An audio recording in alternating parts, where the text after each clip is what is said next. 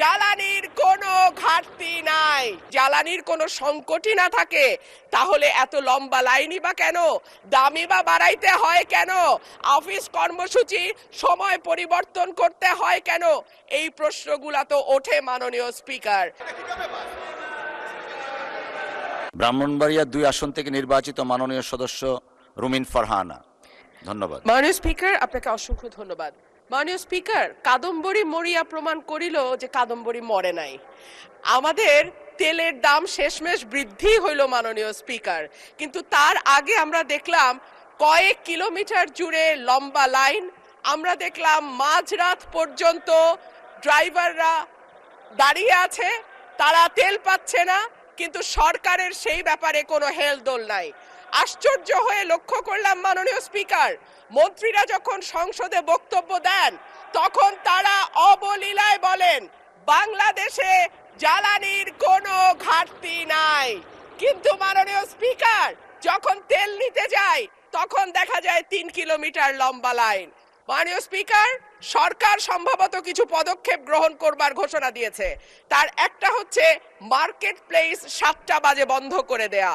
চমৎকার সিদ্ধান্ত মাননীয় স্পিকার, তবে মনে রাখতে হবে কেনা কাটা বা শপিং যেটুকু হয় সেটুকু সন্ধ্যার পরেই হয়, তার আগে হয় না। 2 হইল অফিস আদালতের সময় বলে পরিবর্তন করবে।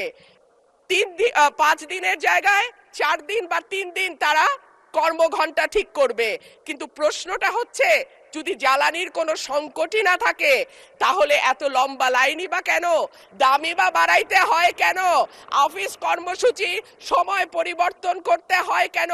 এই প্রশ্নগুলা তো ওঠে মাননীয় স্পিকার। মাননীয় স্পিকার, আপনার মাধ্যমে এই সংসদের কাছে আমি জানতে চাই, জ্বালানি মন্ত্রীরা যখন গণমাধ্যমে কথা বলেন তখন মনে হয় বাংলাদেশে আল্লাহর রহমতে কোনো সংকট নাই। ওনারা যদি পরিষ্কার করে বলেন বাংলাদেশে বর্তমানে কত দিনের অকটেন ডিজেলের মজুদ আছে, কতদিন চলতে পারবে, পাম্পগুলো কেন পর্যাপ্ত পরিমাণ তেল পায় না, তেলের মজুদদারি।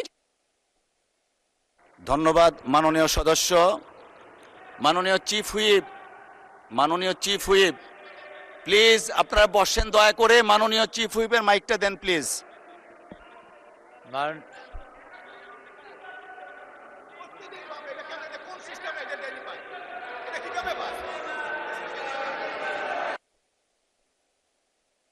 মাননীয় সদস্যবৃন্দ,